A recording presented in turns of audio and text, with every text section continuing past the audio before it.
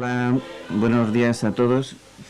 Aquí estamos en lo que va a ser la última vez que en esta charla que venimos teniendo con Agustín García Calvo se emita dentro de Caravana de Hormigas y además va a ser también el último programa de Caravana de Hormigas. Luego al final dedicaremos 5 o 10 minutos como especie de recordatorio para nuestros y homenaje para nuestros compañeros, y ahora vamos a ir con el tema que teníamos planteado para hoy.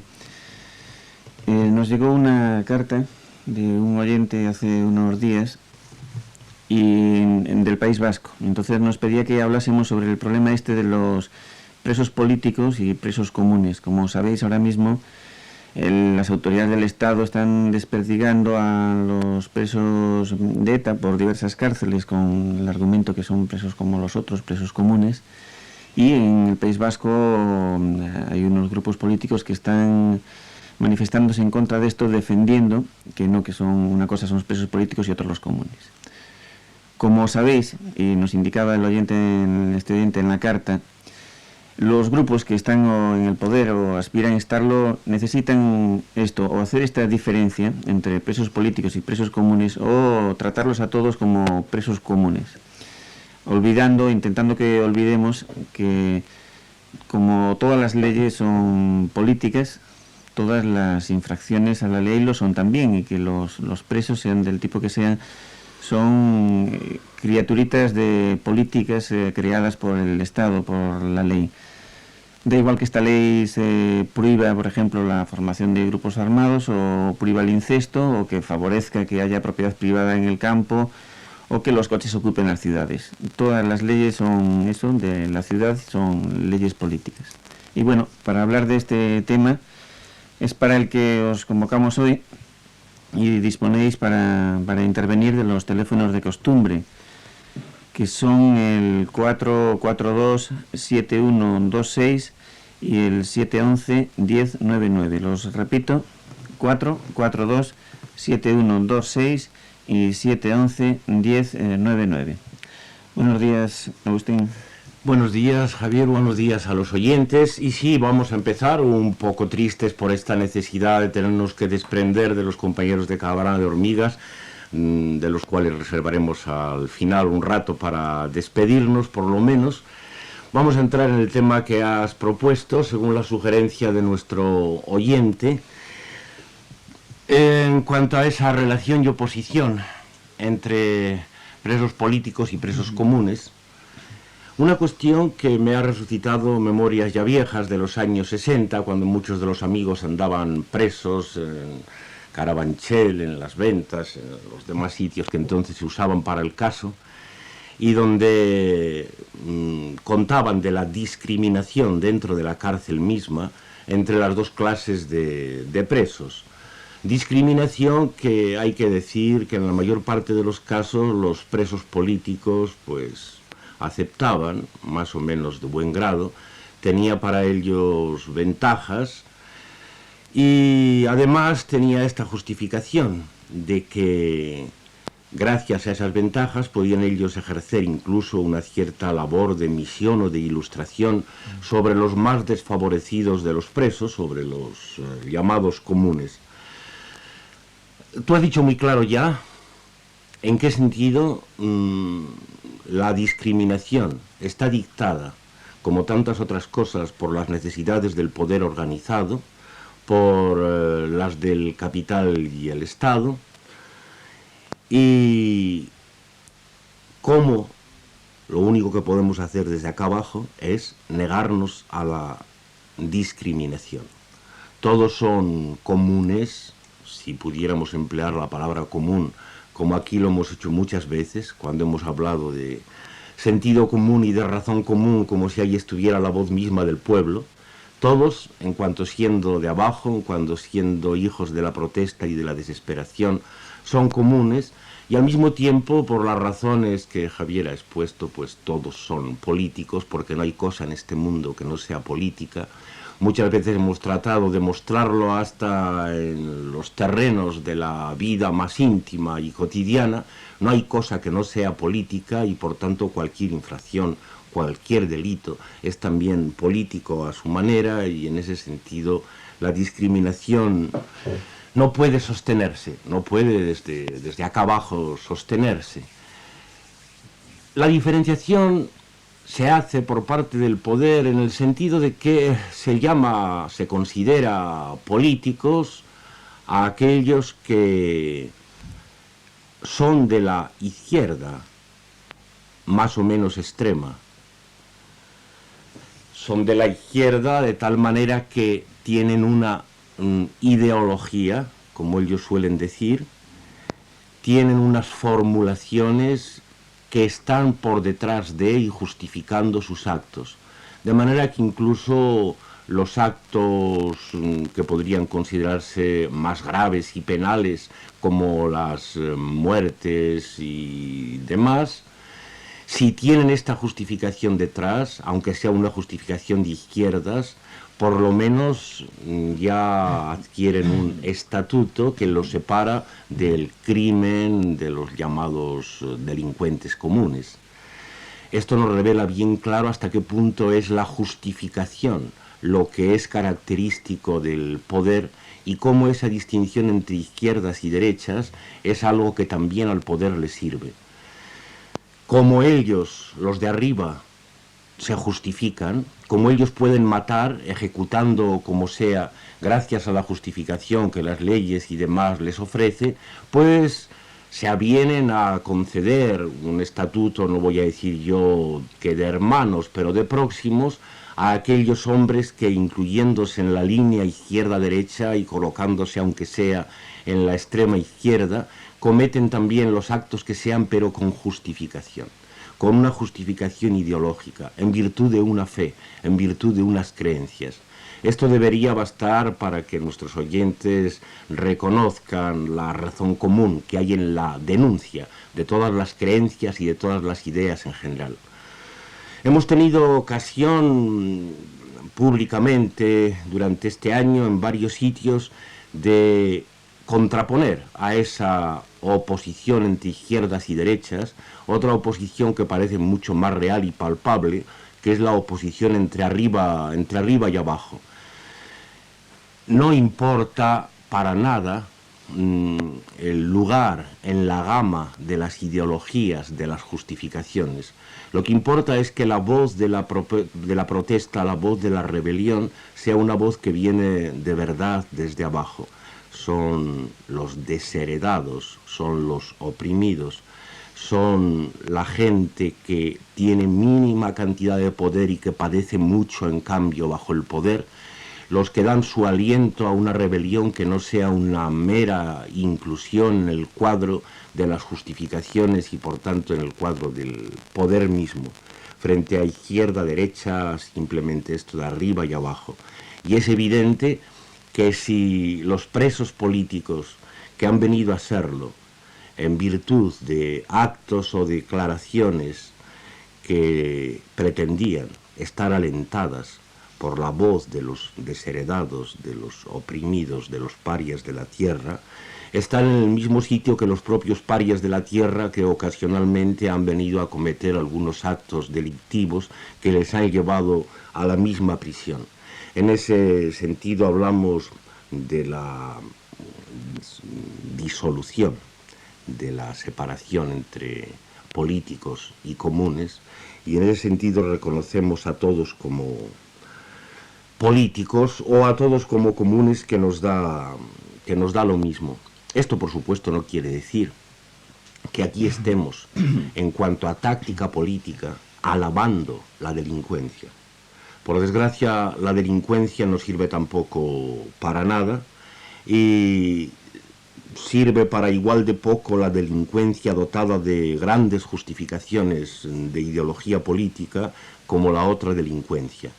Sobre cómo la delincuencia no sirve para nada, pues tendremos que insistir un poco durante este espacio, salvo que antes tengamos ya oyentes preparados a comunicarnos sus pareceres. Sí, parece que tenemos ya un par de llamadas y vamos con la primera de ellas. ¿Hola? ¿Hola? ¿Sí? ¿Sí? Hola. Buenos días, profesor. Quería participar en torno al tema este. Ayer, desde luego, se me ocurrió una poesía, ¿no? y yo la llamo sorité, porque, bueno, sorité son silogismos encadenados. Sorité, sí. Y entonces empieza diciendo, con una frase de André Gide, del Prometeo encadenado, que dice: no quiero a los hombres, quiero lo que los devora. Y esta es la introducción, diríamos, y después empieza la poesía, que es keinu, en vasco, gestos en castellano.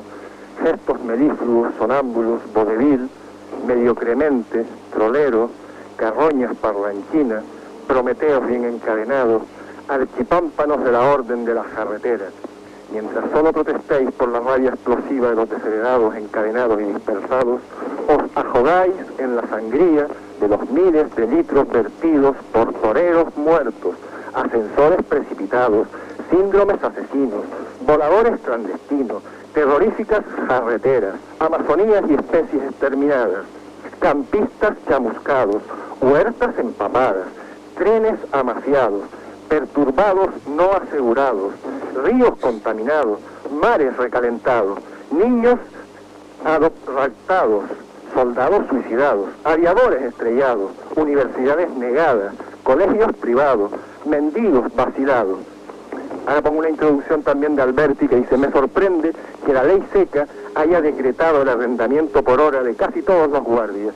Esto es una poesía de Alberti del 15 del 8 de 1929. Y añado: muertos traficados, por lo que muchos han probado sin más que un colocón ayatado, puyoles avispados, que si quieren a los presos agrupados, solo a catalanes, que los gudaris no son afectados, sí dispersados en otras comunidades, que por todos lados hay ciudadanos privilegiados.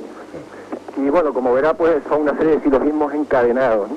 Es decir, que bueno, pues sitúan la actual realidad un poco de demencia y de desastre en la que vivimos. Es decir, la inteligencia humana está en estos momentos pues bastante vapuleada. Muchas gracias por el programa, y es una pena que se acabe, y me parece auténticas maniobras el que se acabe el programa de Caravana de Hormigas y la intervención de gente lúcida. Un saludo y hasta otro rato. Sí, un saludo y gracias a Dios. Sí, gracias por esta especie de letanía o sorites, como dice nuestro oyente, en que se revela por un lado y se dice algo a voz en grito, como lo ha hecho, pues la locura, la demencia de la normalidad. Y al final, pues, se habla también del tema que hoy nos toca más de cerca, que es este de la discriminación, y que en todas partes hay privilegiados, cosa que efectivamente muchas veces los presos políticos han tenido que decir de sí mismos. Pero había otra voz todavía, ¿no? Sí, tenemos ya otra llamada. Hola. Hola. ¿Sí? Hola, ¿soy yo? Sí, sí. Hola. Oye, bueno, yo quería comentar con el profesor si para él, siguiendo un poco el hilo del oyente anterior, la cárcel no es sinónimo de incomunicación. Y bueno, pues a quién nos llega la incomunicación, qué es todo esto, dónde está la cárcel. Y bueno, pues continuando, ¿qué es lo que pasa en Caravana de Hormigas? ¿Por qué no habéis ampliado mucho más el tema o ningún responsable ha dicho nada? Y bueno, pues ¿qué os pasa a vosotros también? ¿Qué relación tenéis con cárcel, con incomunicación y bueno, pues todo eso? Sí, muy bien. Bueno, he escuchado la respuesta por la radio. Gracias. Sí, en cuanto a la cárcel como incomunicación en general, sí, eso es evidente, lo mismo que se puede hablar de privación de libertad, como se hace de la manera más trivial, se puede decir también que ello implica sobre todo una incomunicación con un supuesto exterior, donde están los libres, donde están los no encarcelados. El problema está en que uno sospecha que fuera tampoco hay comunicación, en ese sentido un poco místico que la gente pretende a veces que haya comunicación, que por fuera también hay cárcel, que los medios de formación de masas contra los que tantas veces hablamos son una forma de cárcel, aunque nosotros estemos incluidos en uno de ellos de alguna manera, y que hay tantas otras maneras en que se hace que la gente no entienda que a pesar de que el pueblo esté alentado por este sentido común, sin embargo siga sin entender y sin entenderse los unos con los otros, que habría motivos para decir que cárcel fuera y cárcel dentro y que poco más o menos da lo mismo. Esto naturalmente no puede tomarse nunca en el sentido de que uno por esta indiferencia, justifique la presencia de las cárceles reales de argamasa y de hierro. De ninguna manera las incluye, en todo caso, en una condena que incluye a otras formas de cárcel, como esas a las que hemos aludido y de las que son víctimas los libres. Pero desde luego no querríamos que con motivo de la cárcel se desarrollara una impresión de que fuera de la cárcel sí hay comunicación o que fuera de la cárcel sí hay libertad, porque eso desde luego es una forma de engaño y contra eso estamos decididamente. En cuanto a lo que nosotros nos puede pasar en esta especie de cárcel o semicárcel que es uno de los medios de formación de masas, pues bueno, ya al despedirnos de los compañeros de Caravana de Hormigas ya hablaremos al final. Sí, y seguimos con las llamadas ahora y vamos con la siguiente. Hola. Hola. Hola. Parece que se ha cortado. Hola. ¿Sí? Mía. No, ese... Bueno, vale, está bien. Sí. Oye, mira, yo es que quería decir algo sobre el asunto este de la ideología que hay detrás de los presos políticos y la supuesta falta de ideología que hay detrás de los presos comunes. En primer lugar, me da la impresión de que los presos comunes tienen su ideología, y más en una sociedad en una sociedad desarrollada, quiero decir, en la que, digamos, el crimen no es precisamente, por lo menos en una gran parte de ellos, una pulsión, una compulsión o una especie de salida inevitable, o si se prefiere, pues no sé, una especie de consecuencia de su propia, no sé, de su propia situación, sino que, bueno, que en algunos casos, en muchos casos, el crimen pues es una norma de vida, no quizá elegida de un modo frío, pero sí con unas características y una posición vital bastante determinada y bastante explicable, y que además se dan en determinados ambientes. Y por otro lado también quería decir que me da la impresión de que uno de los motivos de que se discriminen en las cárceles a los presos políticos y a los que no lo son es que los presos políticos son presos organizados y los presos que no lo son pues no lo están. Es decir, el preso común es un preso individualista que persigue ante todo su propio beneficio y que si se asocia es, bueno, de un modo temporal, en general no muy eficaz, y bueno, y en muchas ocasiones esas asociaciones terminan muy mal para ellos mismos. Mientras que los presos organizados, los presos con, por ejemplo, los mafiosos o los presos políticos, digamos que tienen una estructura interior mucho más sólida, mucho más mejor pensada, mucho más fiable, que les dura y les sirve muy bien cuando los meten en la cárcel. Y me da la impresión de que en muchos países, digamos, se utilizan sistemas diferentes, sistemas carcelarios diferentes, para tener guardados a los presos políticos y también a los mafiosos. Y los mafiosos no es que tengan una ideología tan clara, o si se prefiere, unas creencias de izquierdas políticas muy determinadas. Es algo bueno, a veces las manifiestan, pero en general ellos como organización no las tienen. Simplemente son personas que están muy unidas unos a otros, que están juramentados y que están muy bien organizados, y por eso se les digamos que se les guarda o se les pone a buen recaudo de una manera diferente, con más precauciones, y bueno, en cierto modo es verdad, se les tiene más respeto porque se parecen más a un pequeño Estado, a una pequeña organización. Sí. Pero no creo que sea la ideología, sino más bien la organización. Muy bien. Sí, han sido unas puntualizaciones muy útiles y sobre ellas vamos.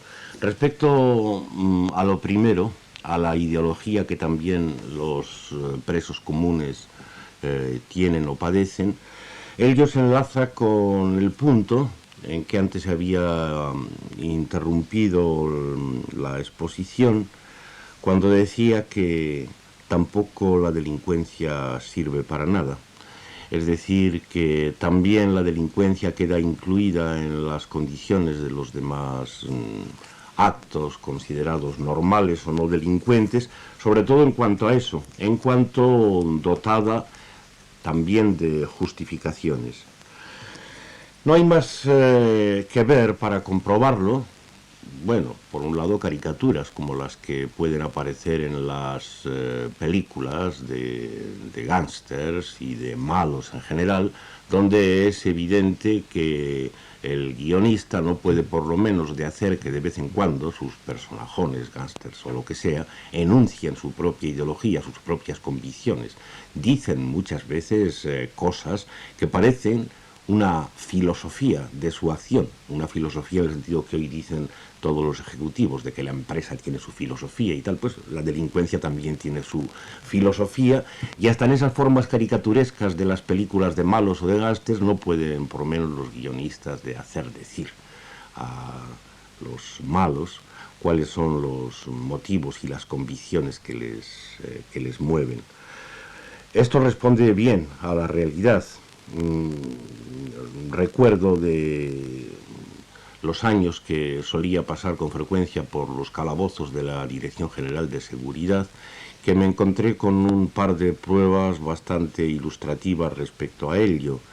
Recuerdo una que fue una vez que estaba en los calabozos, alternativamente con un ladrón corriente, un chorizo, como suele decirse, y con un ladrón casi de guante blanco, un ladrón de alto standing, un estafador por todo lo alto, ¿no? Bueno, entonces las manifestaciones que el uno hacía respecto al otro me resultaron sumamente ilustrativas, porque naturalmente el ladrón de alto standing, el estafador, tenía toda una moral según la cual él naturalmente nunca podría mancharse a realizar actos como meter la mano en el bolso al prójimo en un metro ni cosas por el estilo, ¿no?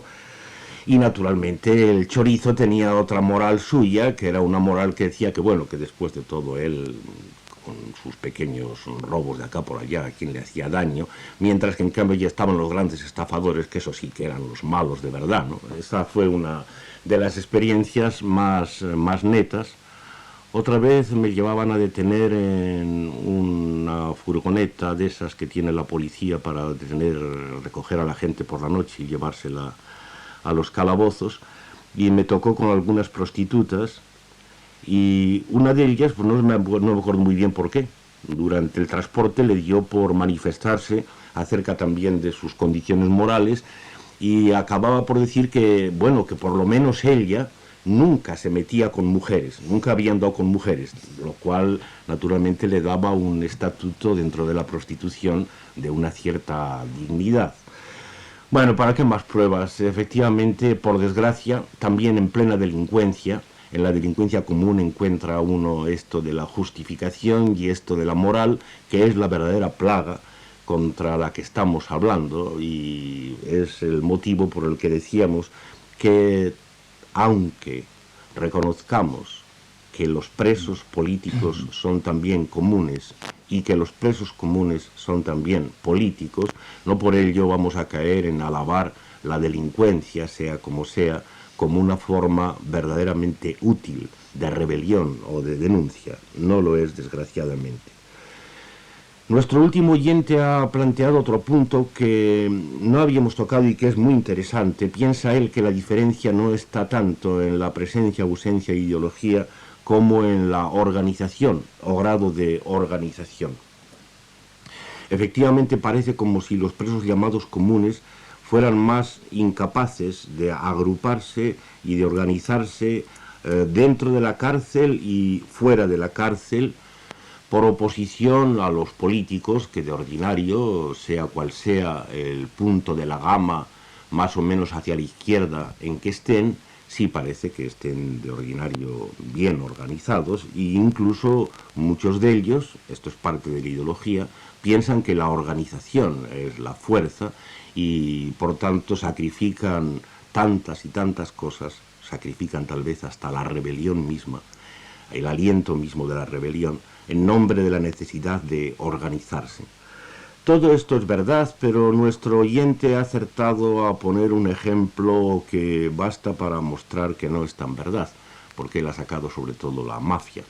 Y las mafias son un ejemplo muy claro en que se ve que también los delincuentes llamados comunes, porque en principio parece que las actividades de los mafiosos son como las de los gángsters, es decir, que caen dentro de los delitos comunes y no dentro de los políticos, también ellos pueden adquirir una organización que con una ideología generalmente casi fascista, en algún sentido, o en todo caso una ideología en que lo de izquierda y derecha se confunde de una manera muy útil, habría que ver de cerca estas ideologías de las mafias, sirviéndose de ella acaban por tener una organización fuerte y en efecto nuestro oyente ha sido agudo al apuntarlo, eso les concede un cierto grado de respeto también, un poco semejante al que la autoridad concede a las organizaciones de los políticos propiamente dichos. Esta situación de las mafias y esta capacidad del crimen para organizarse es también muy útil para hacernos ver lo inoperante de la distinción entre políticos y comunes. También eso de la organización, que no es incompatible con la individualidad, sino por el contrario la complementa, parece que se puede dar en un lado y en el otro. No sé si tendremos entre tanto alguna voz más. Sí, sí tenemos y vamos a intentar ir con ella. Hola. Hola. ¿Sí? Sí, adelante. Hola, buenas tardes y ante todo daros las gracias por este programa tan fabuloso que tenéis. Yo simplemente quisiera que me aclararais la moral de un asesinato político como un hecho delictivo que puede ser y bueno, y todo lo que puede llevar tras de sí, ¿no? Yo pienso que esa determinada gente respeta las creencias y las ideologías de las personas. Pienso que el derecho a manifestar sus ideas y a plantear sistemas de vida es esencial para mantener la vida y que bueno, pero lo que no concibo es el asesinato político como arma de implantar esa ideología simplemente y todo lo que transfiere detrás de sí. Entonces, uno de los principales de esa cosa que se llama libertad o puede ser el respeto a los demás y yo no paso por el respeto a la vida humana que es esencial. Gracias y buenas tardes. Gracias. Sí, es una voz que yo creo que sirve bastante bien como representativa de una actitud que estará sin duda bastante extendida entre nuestros oyentes. Se dice, bueno, sí, cada uno que piense lo que quiera, se respetan, como nuestro oyente ha dicho, las ideologías, pero cuando se llega al momento en que esas ideologías sirven para justificar asesinatos, eso de atentar contra la vida, que se dice en los medios de formación de masas de una manera más o menos grandilocuente, entonces ya por ahí no se pasa. Bueno, pues por desgracia no se puede hacer esa distinción. Más de una vez hemos dicho que acordarse de los asesinatos, los casos en que se vierte sangre, acordarse de los grandes horrores que se cometen en el momento en que ya se están cometiendo es como acordarse de Santa Bárbara cuando truena. En realidad, en la presencia misma de las ideas, de esas ideologías que nuestro oyente dice que él respeta, está ya el asesinato y están todos los horrores que vengan detrás. La raíz está en la justificación, porque se sabe bien que sin justificación de una manera o de otra, nunca las manos podrían moverse ni para asesinar, ni para estrangular, ni para poner bombas, ni para nada. Es precisa pues la ideología, la creencia y por tanto, lo siento, hay que decirle a nuestro simpático oyente, no se pueden respetar las ideologías. No se pueden respetar las ideologías de nadie, desde luego tanto menos respetables cuanto más extendidas están, cuanto más fuertes se hacen y cuanto más sirven para el asesinato.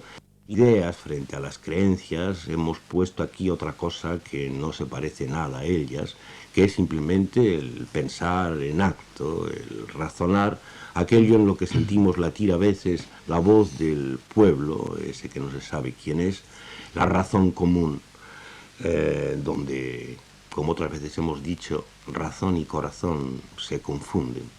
Pero las ideas propiamente dichas, las creencias, los artículos de fe, esos, estén donde estén y vengan de donde vengan, esos no se pueden respetar porque si uno los respeta, si uno les da carta de naturaleza, como hacen los demócratas, cada uno tiene su opinión y luego la suma de las opiniones se supone que es algo así como la opinión colectiva o la opinión de la población. Si uno la respeta de esa manera aparentemente tan democrática, está respetando ya el asesinato, la ejecución, lo mismo si es por parte del Estado, que si es por parte de las mafias de gángsters, que si es por parte de los asesinos comunes, que es si es por parte de los atentadores movidos por alguna ideología política. No, la raíz de la muerte está ahí. Cuando decimos que Estado y capital son administradores de la muerte, empezamos por decir que ellos son los que necesitan sobre todo la imposición de las ideas, de las creencias, de los artículos de fe. Y cualesquiera que mantienen una ideología, un artículo de fe, los imitan.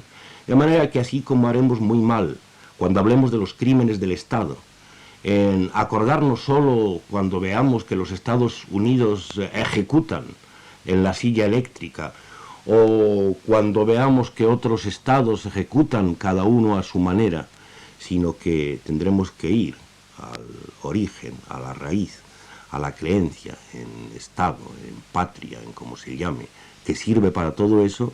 De la misma manera, en los atentados de la izquierda, en los atentados políticos, igual.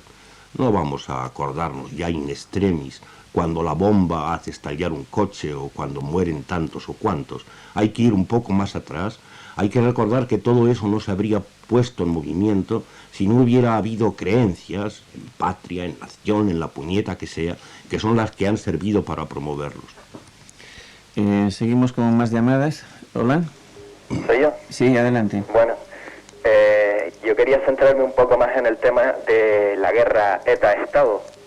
Y bueno, en principio decir que no me gusta ninguno de los dos. Yo llamo desde Canarias, ¿no? Y aquí han traído progresivamente cada vez más presos de la llamada parte dura, ¿no? De ETA.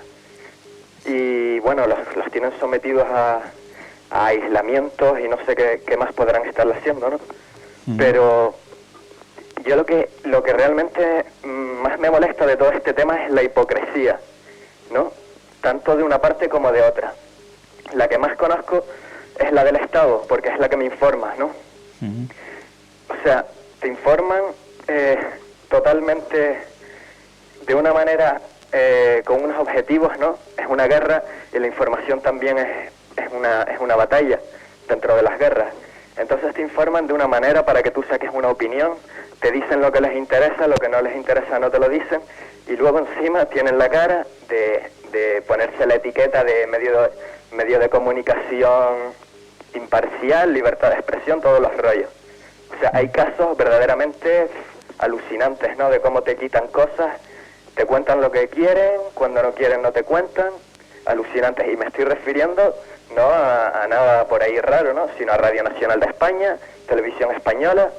Por otra parte, es lógico, porque son medios de comunicación estatales y no pueden de ninguna manera desviarse hacia otras opiniones, ¿no? Pero que te lo hagan de una manera tan descarada, yo qué sé. Por ejemplo, yo acabo de venir ahora de Inglaterra, ¿no? Y allí el tema terrorismo, que también tienen su problema, ¿no? Con el IRA, pues se trata de una manera muy distinta. Allí, gente que está a favor del terrorismo habla sin cortapisas por televisión, pese a que Margaret Thatcher ha prohibido eso, a que hablen, ¿no? Entonces lo que están haciendo ahora es quitarle la voz y poner los subtítulos por debajo de todo lo que dicen. O sea, hay otro concepto de lo que es la libertad de expresión, pero aquí, cuando te sale alguna opinión de algún miembro de HB, por ejemplo, es para ponerla a parir, para que tú digas, este tío es no sé qué. Y que nos traten como si fuéramos borregos me mosquea, pese a que no defiendo a ETA ni defiendo al Estado, ¿no?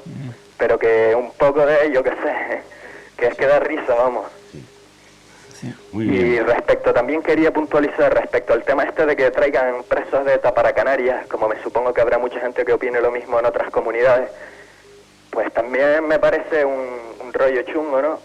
Ya que España se considera un Estado tan democrático y tan que se respetan los derechos fundamentales y demás, me parece un juego muy sucio el que están haciendo, y que nos lo intenten meter así por la cara por unos intereses de una gente que siempre están discutiendo lo mismo, pero nunca, y esto es una invitación a Radio 3 si quiere hacer caso, a ver cuándo se va a discutir sobre el derecho de autodeterminación, que también es una parte del tema, porque se habla de todo, ¿no? De lo malo que son estos, lo malos que son aquellos, pero nunca se habla del kit de la cuestión, del por qué no se da el derecho de autodeterminación a un pueblo que, según yo tengo entendido, lo está pidiendo.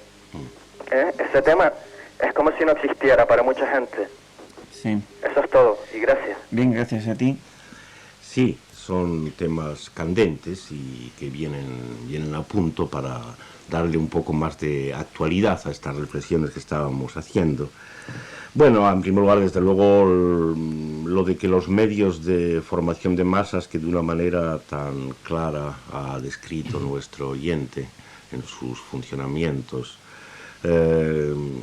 padezcan esos males por ser estatales, pues hay que aclarar que como Estado y capital son lo mismo.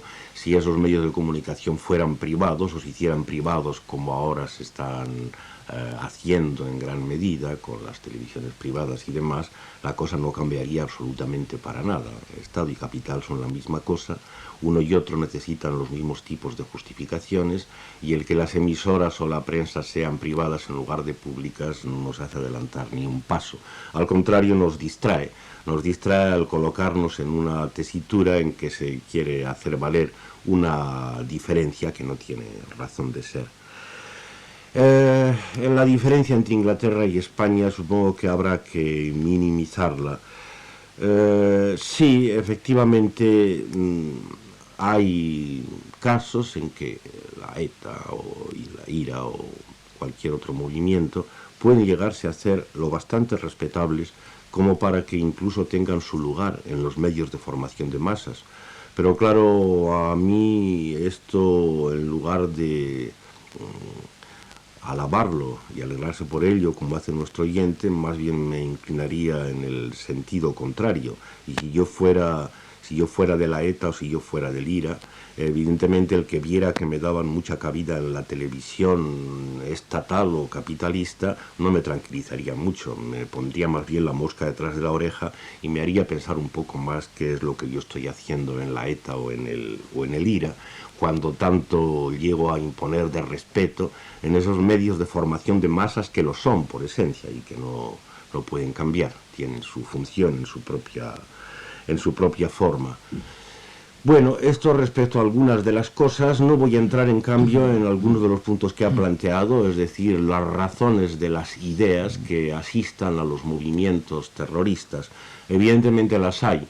Como se dedican sobre todo a hacer acciones elocuentes por medio de las bombas o como sea, no suelen tener tiempo estos últimos años de exponer mucho esas ideas. Supongo que tanto los irlandeses como los vascos en protesta las dan por conocidas. Son efectivamente ideas poco nuevas. Cuando hace ya muchos años se estaba formando ETA, alguna vez pude todavía hablar con gente de ellos en París, y entonces todavía tenían muy clara la ideología y la exponían siempre que se les daba ocasión. Decían, por supuesto, que ellos no eran nacionalistas por ser nacionalistas, que ellos no es que quisieran un País Vasco independiente, sino que lo querían para hacer la revolución. Esta era, yo creo, tal vez la forma de ideología más dominante. Después, naturalmente, cuando la acción va sustituyendo a las palabras, lo cual quiere decir que las acciones se vuelven realmente palabras, es decir, exposiciones de ideas, se vuelven ideologías, pues los motivos ideológicos se exponen cada vez menos, pero por supuesto ahí están. Antes hemos dicho como incluso respecto a mafias, incluso respecto a presos comunes, no se puede, por desgracia, contar con que falte ese elemento que es realmente la raíz de la muerte, ese elemento que es la creencia, la fe en las ideas. Y vamos con una llamada más. Hola.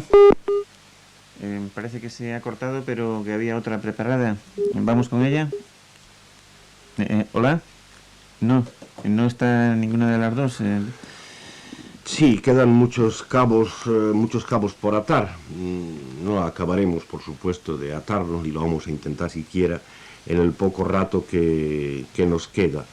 Bueno, es importante insistir en que al mismo tiempo que se denuncia la diferencia entre delitos políticos y delitos comunes, entre presos políticos y presos comunes, de la manera que hemos intentado hacerlo, al mismo tiempo se dice que tampoco la delincuencia sirve de nada, pero que precisamente no sirve de nada en cuanto que está asistida por también las ideas en las que conocemos la raíz de la muerte, esta identidad entre el hombre de bien, el hombre normal, el hombre decente y el delincuente, en cuanto que ambos están sometidos a esta misma condición de creer mortalmente en sus ideas, es algo que se dice bastante bien en una canción de Georges Brassens, un momento en que está haciendo cantar el día un chulo y dice, como je n'étais qu'un saloche me fis honnête, es decir,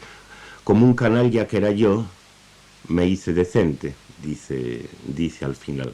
Eso muestra bastante bien el movimiento que iguala al chulo de putas con el hombre de bien y el hombre normal. Sí, a ver si tenemos ya esa llamada. Hola. Hola, ¿qué hay? Sí, ¿qué hay? Hola, mira, bueno, yo quería corroborar un poco las palabras que habéis dicho, de que detrás de todo esto, pues realmente lo que hay es